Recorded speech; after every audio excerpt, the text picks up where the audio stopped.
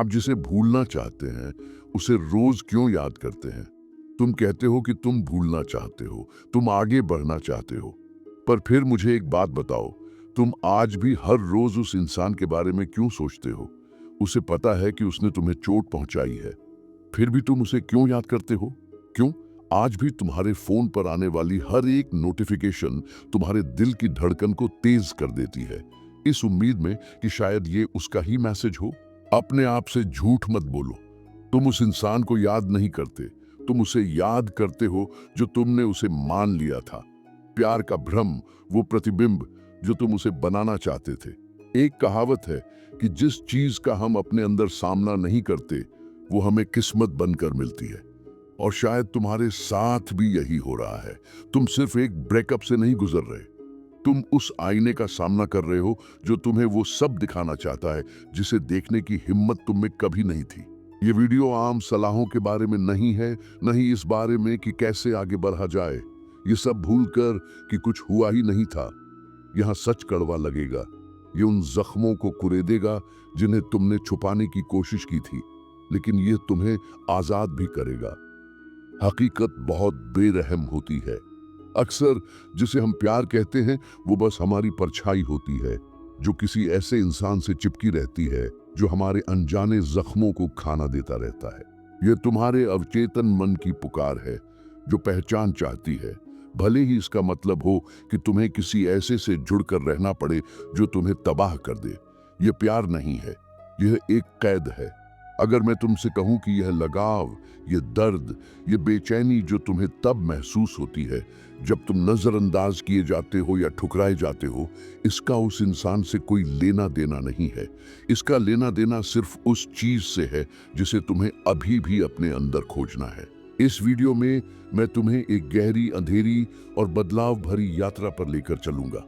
हम तुम्हारे दिमाग के छुपे हुए तंत्रों को समझेंगे, यह समझेंगे कि तुम क्यों उन लोगों से चिपके रहते हो जो तुम्हें चोट पहुंचाते हैं, और सबसे जरूरी यह जानेंगे कि कैसे तुम खुद को आजाद करना शुरू कर सकते हो। लेकिन तैयार रहना, जो तुम सुनने वाले हो वो आसान नहीं होगा, क्योंकि सच कभी भी आसान नहीं होता। लेकिन यह इसी सच का सामना करके है कि तुम आखिरकार प्यार की भीख मांगना बंद करोगे और खुद को खोजना शुरू करोगे। क्या तुम तैयार हो? अगर हाँ, तो चलो आगे बढ़ते हैं। क्या तुमने कभी सोचा है कि तुम किसी ऐसे इंसान से इतना जुड़ा हुआ क्यों महसूस करते हो जो तुम्हें जाहिर तौर पर कोई फायदा नहीं पहुंचाता? क्यों? उस अपमान को, उस धोखे को और उस दर्द को पहचानते हुए भी तुम्हारे अंदर कुछ और पाने की भीख मांगता है। लेकिन यह इसी सच का सामना करके है कि तुम आखिरकार प्यार की भीख मांगना बंद करोगे और खुद को खोजना शुरू करोगे। क्या तुम तैयार हो? अगर हाँ, तो चलो आगे बढ़ते हैं। क्या तुमने कभी सोचा है कि तुम किसी ऐसे इंसान से इतना जुड़ा हुआ क्यों महसूस करते हो जो तुम्हें जाहिर तौर पर कोई फायदा नहीं पहुंचाता? क्यों? उस अपमान को, उस धोखे को और उस दर्द को पहचानते हुए भी तुम्हारे अंदर कुछ और पाने की भीख मांगता है। इसका जवाब दूसरे इंसान में नहीं है, यह तुम्हारे भीतर है, और जितना तुम सोच सकते हो उससे भी कहीं ज्यादा गहराई में है। कार्ल जंग के लिए रिश्ते सिर्फ सामाजिक मेल जोल नहीं थे। उनके लिए हर एक भावनात्मक बंधन हमारे अनकॉन्शियस माइंड का आईना होता है। जब हम प्यार में पड़ते हैं तो हम उस इंसान को वैसे नहीं देखते जैसा वो सच में होता है। हम उस पर अपने कुछ हिस्सों को प्रोजेक्ट करते हैं जिन्हें हम नहीं जानते या जिन्हें हमने अपनी जिंदगी में दबा दिया है। इसे ही जंग ने साइकिक प्रोजेक्शन कहा था। तुम इस इंसान से इसलिए नहीं जुड़े हो कि वो क्या है, बल्कि इसलिए जुड़े हो क्योंकि वो तुम्हारे अंदरूनी दुनिया में क्या दर्शाता है। हो सकता है उसने अनजाने में ही तुम्हारी आत्मा या अनीम्स, यानी पुरुष और स्त्री की आदिम छवियां जो हम सभी के चेतन में रहती हैं, के आर्किटाइप को मूर्त रूप दिया हो। ये तस्वीरें उस चीज का प्रतीक हैं जो हम में अधूरी है और जिसे हम पूरा करने के लिए ढूंढते हैं। लेकिन जब इन्हें किसी पर प्रोजेक्ट किया जाता है तो ये एक इतना मजबूत भ्रम पैदा करती है कि हम पूर्णता को निर्भरता से और प्यार को समर्पण से बदल देते हैं। समस्या तब शुरू होती है जब जो चीज़ प्रशंसा और जुनून के रूप में शुरू होती है वह जुनून में बदल जाती है, क्योंकि दूसरा इंसान उस आदर्श छवि से मेल नहीं खाता जिसे हम उस पर प्रोजेक्ट करते हैं। और फिर हम खुद को खोना शुरू कर देते हैं। हम टुकड़ों को स्वीकार करते हैं, दुर्व्यवहार को सही ठहराते हैं, खुद को बर्बाद करते हैं, और यह सब उस प्यार के नाम पर करते हैं जो असल में कभी था ही नहीं जैसा कि हमने माना था। वह प्यार नहीं था, वह भावनात्मक जरूरत थी जिसे एक अनजाने भ्रम ने छिपा दिया था। और जब तक तुम बाहर की चीजों में उस कमी को ढूंढते रहोगे जो तुम्हारे अंदर है, तब तक तुम हमेशा दूसरे की नजरों में कैद रहोगे। तुम अनदेखे किए गए मैसेज, कभी कभार मिलने वाले ध्यान और कभी न पूरी होने वाली मान्यता के बंधक बन जाओगे। ये सब इसलिए होता है क्योंकि तुम्हारा अचेतन मन मानता है कि तुम सिर्फ दूसरे के जरिए ही कुछ बन सकते हो। लेकिन जंग हमें चेतावनी देते हैं, जब तक तुम इन छुपे हुए हिस्सों को अपने अंदर एकीकृत नहीं करते, तुम इन्हीं पैटर्न्स में गिरते रहोगे, एक ही चक्र को दोहराते रहोगे और अलग अलग चेहरों के साथ एक जैसे लोगों को चुनते रहोगे। और यह बुरी किस्मत नहीं है, यह एक अचेतन तकदीर है। तो इस जाल से कैसे निकले? दूसरों की भावनात्मक उम्मीदों पर जीने के बजाय अपने सच्चे मैं से कैसे जुड़े? अगर यह कंटेंट तुम्हें समझ आ रहा है तो सब्सक्राइब बटन पर क्लिक करें और चैनल को सब्सक्राइब करें। आपके सपोर्ट के लिए धन्यवाद। तुमने बहुत जल्दी सीख लिया था कि प्यार पाने के लिए तुम्हें खुश करना पड़ता है, कि किसी की मौजूदगी के लायक होने के लिए तुम्हें अच्छा होना पड़ता है, उपयोगी होना पड़ता है और आकर्षक होना पड़ता है। और इसीलिए तुमने एक मुखौटा बनाया, एक ऐसा मुखौटा जिसे दूसरों की इच्छाओं में फिट होने के लिए सावधानी से गढ़ा गया था। लेकिन हर बार जब तुम खुद को किसी और की उम्मीदों में ढालते हो, तो तुम अपने सच्चे रूप से थोड़ा और दूर होते जाते हो। कार्ल जंग ने इसे परसोना कहा था, वह किरदार जिसे हम सामाजिक दुनिया में जिंदा रहने के लिए बनाते हैं। यह जरूरी है, लेकिन जब हम यह मानना शुरू कर देते हैं कि हम सिर्फ यही मुखौटा हैं, तो हम अपने सच्चे मैं का दम घोंटना शुरू कर देते हैं। और भावनात्मक निर्भरता वाले रिश्तों में ठीक यही होता है। तुम दूसरे इंसान को पास रखने के लिए अपनी रोशनी को धीमा कर देते हो। तुम अपनी इच्छाओं, अपने दर्द और अपने अस्तित्व को इसलिए चुप करा देते हो ताकि तुम नकारे जाने से बच सको। समस्या यह है कि जिस मान्यता को तुम बाहर से इतनी शिद्दत से ढूंढते हो, दूसरों की नजर में, उनके स्पर्श में और उनकी सहमति में, वह कभी पूरी नहीं होती। क्योंकि भले ही दूसरा इंसान तुम्हें कितना भी कहे कि तुम कमाल हो, अगर अंदर ही अंदर तुम्हें लगता है कि तुम झूठ जी रहे हो, तो तुम खुद को खाली ही महसूस करोगे। ये ऐसा है जैसे तुम हवा से अपनी भूख मिटाने की कोशिश कर रहे हो। ये खालीपन जो तुम्हें खा रहा है, वह उस इंसान की चाह नहीं है, ये तुम्हारे खुद की चाह है। उस चीज की चाह जिसे तुम्हें स्वीकार किए जाने के लिए छोड़ना पड़ा था, उस आजादी की चाह जो तुम्हें बिना छोड़े जाने के डर के जीने की आजादी दे। और जब तक तुम यह जानने के लिए कि तुम कौन हो दूसरे पर निर्भर रहोगे, तब तक हर एक अनुपस्थिति एक झटका होगी, हर एक खामोशी को तुम ठुकराना मानोगे, हर एक आलोचना एक गहरा जख्म होगी। ये खालीपन जो तुम्हें खा रहा है, वह उस इंसान की चाह नहीं है, ये तुम्हारे खुद की चाह है। उस चीज की चाह जिसे तुम्हें स्वीकार किए जाने के लिए छोड़ना पड़ा था, उस आजादी की चाह जो तुम्हें बिना छोड़े जाने के डर के जीने की आजादी दे।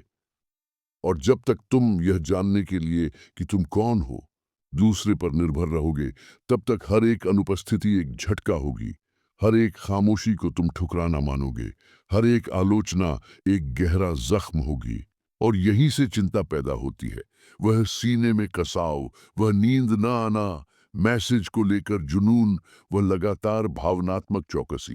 क्योंकि अंदर ही अंदर तुम दूसरे को खोने से नहीं डरते, तुम खुद को देखने के लिए मजबूर होने से डरते हो, और यह जानने से डरते हो कि उस रिश्ते के बिना तुम कौन हो। लेकिन यह चिंता तुम्हारी दुश्मन नहीं है, यह एक संकेत है, एक लक्षण है कि तुम्हारी आत्मा संघर्ष में है, कि तुम्हारे कुछ हिस्से बाहर आने के लिए लड़ी रहे हैं, लेकिन तुम उन्हें अचेतन मन के तहखाने में धकेल रहे हो। और जितना तुम उन्हें अनदेखा करने की कोशिश करोगे उतना ही वे जोर से चीखेंगे। और तभी हम टॉक्सिक रिश्तों में चिंता की असली भूमिका को समझना शुरू करते हैं। ये सिर्फ एक साइड इफेक्ट नहीं है, ये आत्मा का अलार्म है।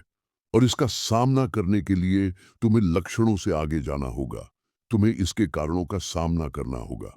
अगले हिस्से में हम और भी गहराई में जाएंगे। आपकी चिंता आपके भीतर के टूटे हुए हिस्सों की एक चीख है। आप इसे चिंता कहते हैं, लेकिन असल में यह आपके उन हिस्सों की एक दबी हुई चीख है जिन्हें प्यार के नाम पर भुला दिया गया, ठुकरा दिया गया और काट दिया गया है।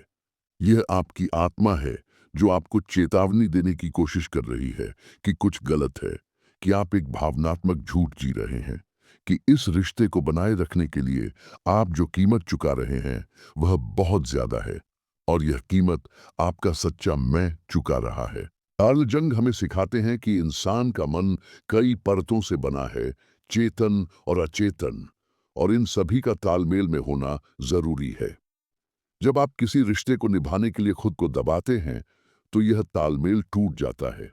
जो बचता है वह एक क्रूर अंदरूनी बंटवारा है, और यही बंटवारा चिंता के रूप में सामने आता है।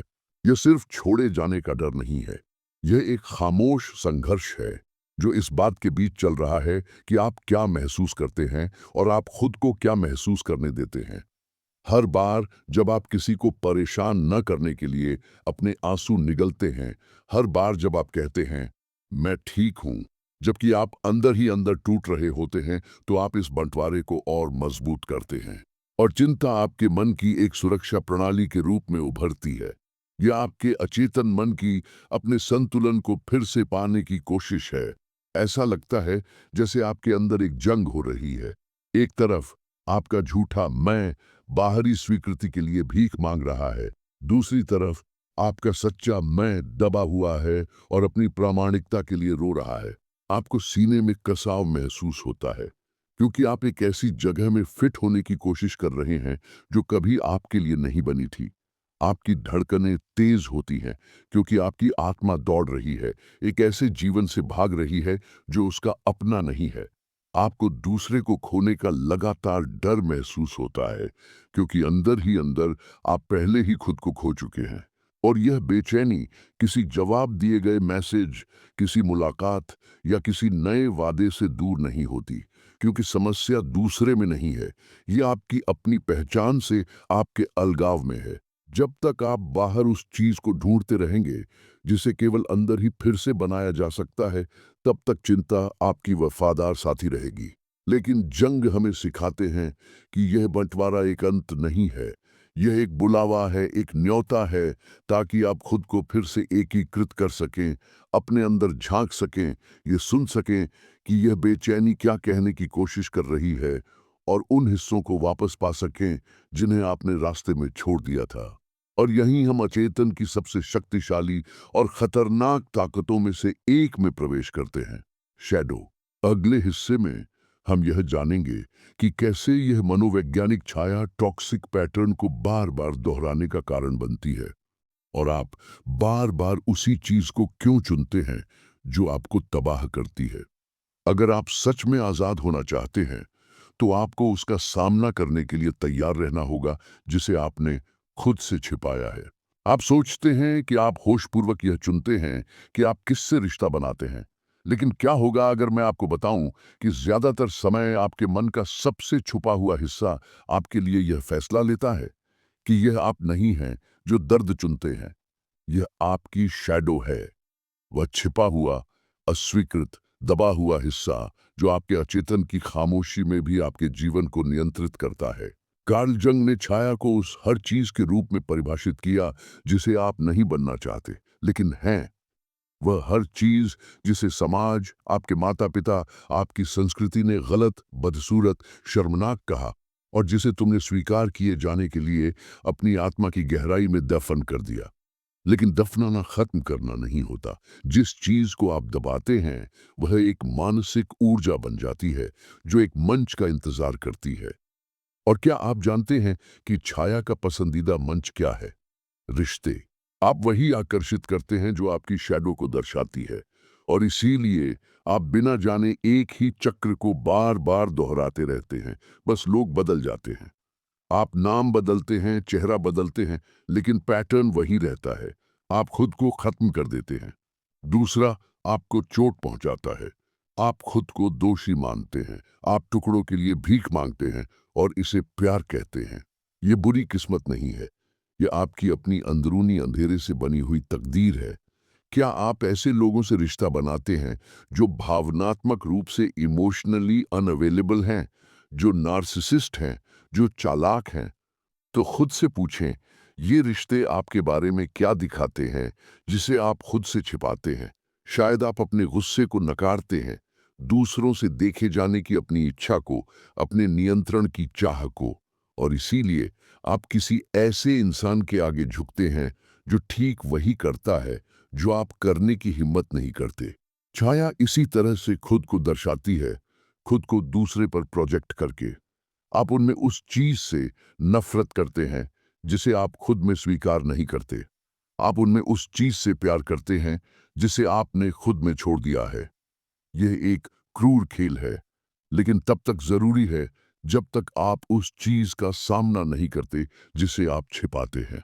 क्योंकि जब तक आप अपनी छाया को नहीं पहचानेंगे, वह ऐसी स्थितियों को आकर्षित करती रहेगी जो उसे दर्शाती हैं, ताकि आखिरकार आप उसे देख सकें। जंग ने कहा था, जिसका आप विरोध करते हैं वह बना रहता है, जिसे आप स्वीकार करते हैं वह बदल जाता है। सिर्फ टॉक्सिक रिश्तों से भागना काफी नहीं है, आपको यह समझना होगा कि वे आपको क्यों आकर्षित करते हैं, और इसके लिए हिम्मत चाहिए। अपने अंदर देखने की हिम्मत, और यह मानने की हिम्मत कि इस तबाही का कुछ हिस्सा आपकी तरफ से भी है, कि आपके अंदर पुराने जख्म हैं, न सुलझे हुए आघात हैं, दबी हुई इच्छाएं हैं, और इन सब को अनदेखा करने के बजाय इन्हें एक करना जरूरी है। लेकिन फिर इस छाया को ताकत में कैसे बदले? भावनात्मक रूप से खुद को नुकसान पहुंचाने के इस चक्र को कैसे रोके, और अपने जीवन के सबसे जरूरी रिश्ते को कैसे फिर से बनाए जो आपका खुद से है? इसे ही जंग ने इंडिविजुएशन की प्रक्रिया कहा था। और अगले हिस्से में हम आपके केंद्र में लौटने के इस रास्ते में और गहराई से जाएंगे। कैसे इंडिविजुएशन आपकी भावनात्मक आजादी की शुरुआत हो सकती है। एक वक्त ऐसा आता है जब आप यह महसूस करते हैं कि आप बटकर नहीं जी सकते। अब आप दो हिस्सों में नहीं जी सकते, एक वो जो आप दुनिया को दिखाते हैं, और दूसरा वो जो आपके अंदर चीखता है। ठीक इसी पल, जब दर्द आपके अंदर समा नहीं पाता, तब असली उपचार की प्रक्रिया शुरू होती है। कार्ल जंग के लिए यह इंडिविजुएशन की शुरुआत है। यह वह मनोवैज्ञानिक प्रक्रिया है जिससे कोई इंसान अपने मुखौटों और अनजाने जख्मों की कठपुतली बनना बंद कर देता है, और वह बनना शुरू करता है जो वह असल में है। लेकिन गलतफहमी में मत रहना, इंडिविजुएशन एक सुंदर या आसान रास्ता नहीं है, ये एक मुकाबला है। आपको उन सभी चीजों का सामना करना होगा जिनसे आप अब तक बचते रहे हैं, अपनी असुरक्षाओं का, अपने आघातों का, और खुद को नुकसान पहुंचाने वाले अपने तरीकों का। आपको उन खेलों पर अपनी आंखें खोलनी होंगी जिन्हें आपने खुद बनाया था, और यह स्वीकार करना होगा कि कई पलों में आप उस दर्द में भागीदार थे जिसे आपने सहा। इसलिए नहीं कि आप दर्द चाहते थे, बल्कि इसलिए कि आप किसी और तरीके से जीना नहीं जानते थे, क्योंकि आपकी पहचान अनुपस्थिति, स्वीकृति की जरूरत और ठुकराए जाने के डर से बनी थी। इंडिविजुएशन उस पल शुरू होती है जब आप उन लोगों का पीछा करना बंद कर देते हैं जो आपको नहीं देखते, और खुद को बेरहमी से, ईमानदारी से देखना शुरू करते हैं। जब आप सवाल पूछते हैं, मैं दूसरे को पास रखने के लिए खुद को इतना क्यों छोड़ देता हूं? मैं किस चीज की भरपाई करने की कोशिश कर रहा हूं? हर बार जब मैं प्यार की भीख मांगता हूं, तो मैं अपना कौन सा हिस्सा दूसरों को दे देता हूं? ये सवाल दर्दनाक है, लेकिन यही हैं जो भ्रम के पर्दे को फाड़ते हैं। इस प्रक्रिया में आप अपनी आत्मा के उन खोए हुए हिस्सों को वापस पाना शुरू करते हैं। हर एक सीमा जो आप तय करते हैं, हर बार जब आप भीख मांगने के बजाय चुप रहना चुनते हैं, हर बार जब आप झुकने के बजाय ना कहते हैं, तो आप अपने अंदरूनी हिस्से को हाँ कहते हैं।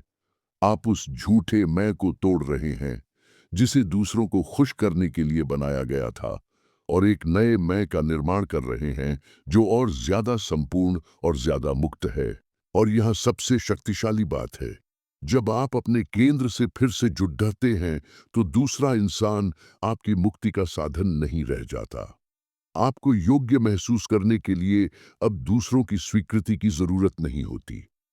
आपको संपूर्ण महसूस करने के लिए अब प्यार की भीख मांगने की जरूरत नहीं होती, क्योंकि आप फिर से अपने शरीर, अपनी जगह और अपनी सच्चाई में लौट आते हैं। जंग ने कहा था कि इंडिविजुएशन खुद को जानने का नाम है, अपने अस्तित्व के सार को समझने का नाम, जो मुखौटों की गुलामी और छाया के अत्याचार से मुक्त होता है।